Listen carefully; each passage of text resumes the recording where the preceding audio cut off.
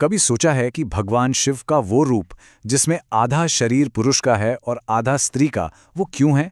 इस बहुत गहरे सवाल का जवाब पता है कहाँ छिपा है? नवरात्रि के 9वें दिन की कहानी में और एक बहुत ही शक्तिशाली देवी मां सिद्धिदात्री की कथा में। तो चलिए आज इसी अद्भुत कहानी की परतों को खोलते हैं। हाँ, भगवान शिव का यही रूप, आधा पुरुष और आधी स्त्री, ये हमेशा से ही एक जिज्ञासा और श्रद्धा का केंद्र रहा है। सवाल तो उठता है कि आखिर ये दिव्य रूप बना कैसे, कैसे अस्तित्व में आया? चलिए आज इसी सवाल का जवाब ढूंढते हैं। तो जैसा कि बात हुई, इस सवाल का जवाब छिपा है नवरात्रि के 9वें दिन की कहानी में। और ये सब कुछ एक शक्तिशाली देवी की कृपा से ही शुरू होता है। और वो देवी कोई और नहीं बल्कि मां सिद्धिदात्री हैं। हाँ, यही वो शक्ति हैं जिन्होंने शिव के इस अविश्वसनीय रूप को हकीकत बनाया। तो फिर देर किस बात की, चलिए उनकी कहानी को और करीब से जानते हैं। अच्छा, तो मां सिद्धिदात्री, सबसे पहले ना उनके नाम को ही समझते हैं, क्योंकि उनके नाम में ही उनकी पूरी शक्ति और उनका मकसद सब कुछ छिपा हुआ है। देखिए, सिद्धिदात्री, इसका मतलब है सिद्धि और दात्री, यानी सिद्धियों को देने वाली। और सिद्धि का मतलब है दिव्य शक्तियां, या कह लें पूर्णता, परफेक्शन। तो सीधी सी बात है, मां सिद्धिदात्री वो हैं जो अपने भक्तों को हर तरह की सिद्धि, हर तरह की सफलता और आध्यात्मिक शक्तियां देती हैं। अब ये जो पूरी कहानी है, ये हमें ले जाती है बिल्कुल शुरुआत में, सृष्टि की एकदम शुरुआत में।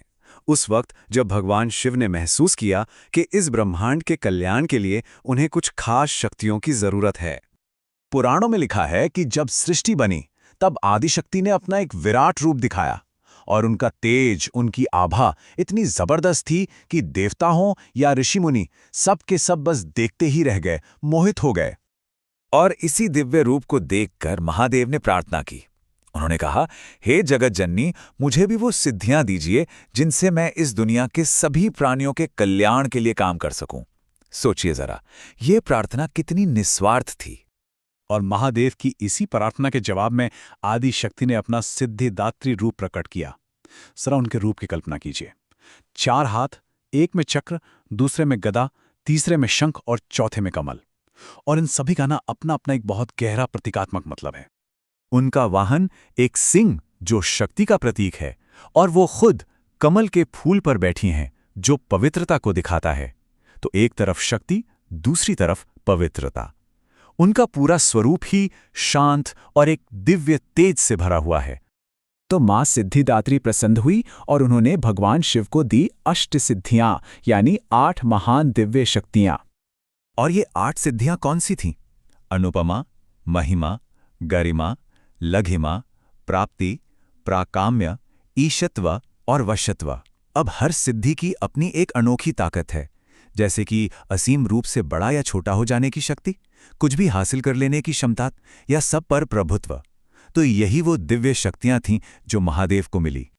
और बस जैसे ही ये शक्तियां मिलीं, वो बड़ा बदलाव हुआ जिसने हमारे उस पहले सवाल का जवाब हमेशा हमेशा के लिए दे दिया।